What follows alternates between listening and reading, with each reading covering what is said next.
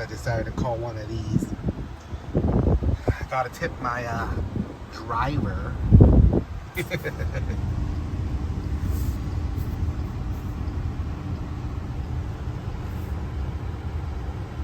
Kind of take a stupid route though, because this thing doesn't like to do left turns. It only does right turns. So we make a bunch of rights to make a left turn. So it adds a lot more time to the trip.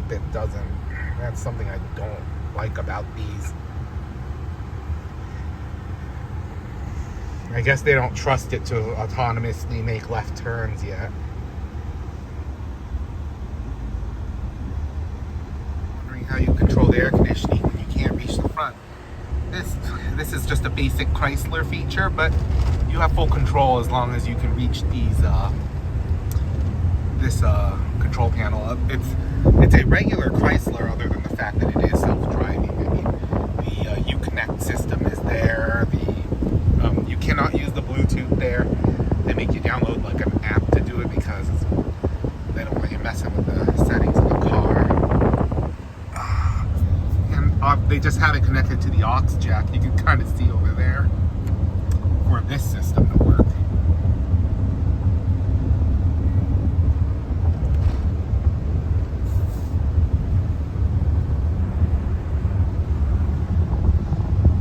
You don't have to touch the screen. You can do it all from your phone, which is what I did because it's cooler to control it from a phone. It makes it feel like you're remotely controlling this thing. And other than that, your basic Chrysler features work. Window, door open, door close. You use the button here or the button on the door handle on the outside. There's a car seat in case you're bringing a baby along.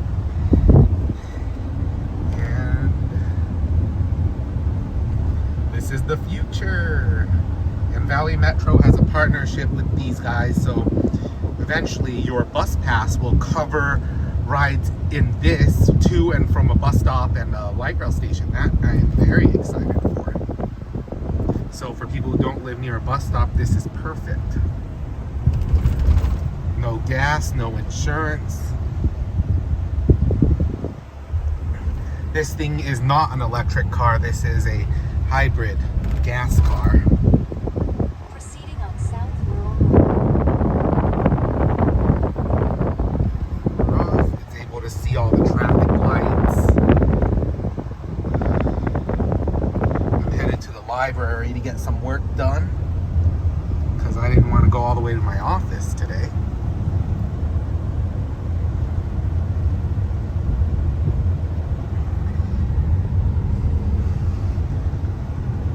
I think with these, plus the light rail, plus the buses, why do you even need to own a car anymore unless you want to drive out of the city? This is awesome. They even have hand sanitizer and wipes. Clorox wipes. For those who are curious. If you wonder what the ride feels like, take a drive in any old Chrysler Pacifica. It literally feels exactly the same. It's other than the self-driving equipment, it rides like a Chrysler Pacifica. It accelerates like a Chrysler Pacifica. It brakes like a Chrysler Pacifica.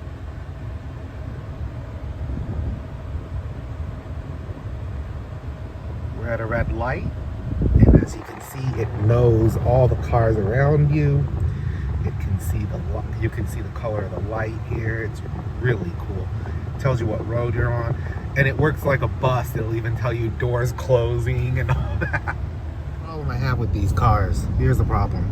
That's my destination. We could have just made a left turn into there. Well, I have two problems with this car. Right now, it does not serve any light rail station. The most it will serve is that Route 72 bus stop right there. And I suppose you could just take this to there and then get on the bus to the light rail, but it's still another step. But see, we're passing where I need to go, so it can make a bunch of right turns to get to my destination. That is the biggest con with this self-driving. I guess, like I said, they don't trust it to make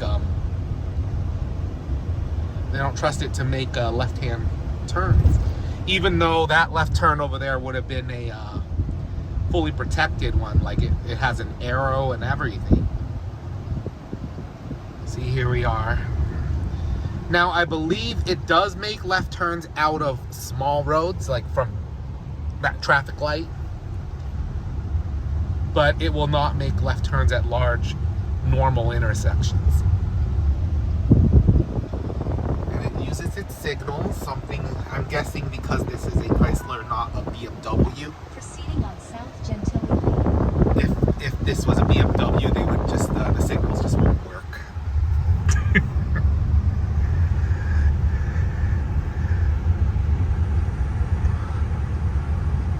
So the ride's kind of jolty. I feel like it hesitates to accelerate. I don't know if that's a problem with the Chrysler or with this self-driving software. Proceeding on East Alameda Drive. And to make matters even funnier, they buckled the seatbelt with no one in the driver's seat, so that way the chime won't keep bothering the non-existent driver. So here, see, we can make a left turn from a small road, but for whatever reason, it couldn't have just made a left turn into the library itself, which is a big con of this. Another con is you cannot use it to connect to the light rail. They let you use it to connect to the buses, which is fine, but for a lot of people, that is an unnecessary extra step, because you not only now have to take this car, you have to get off and then get on a bus, and then from the bus you can finally get to the train. But I suppose as this service matures, they'll eventually let it go to the light rail, which will be a game changer in my opinion. Once we get to the light rail, you pretty much can go anywhere in Phoenix, which is, you know, these and the light rail, that's all we really need at the end of the day. So this ride costs $5, and the total is about 5 or 6 miles or so. So it is definitely cheaper than a regular Uber.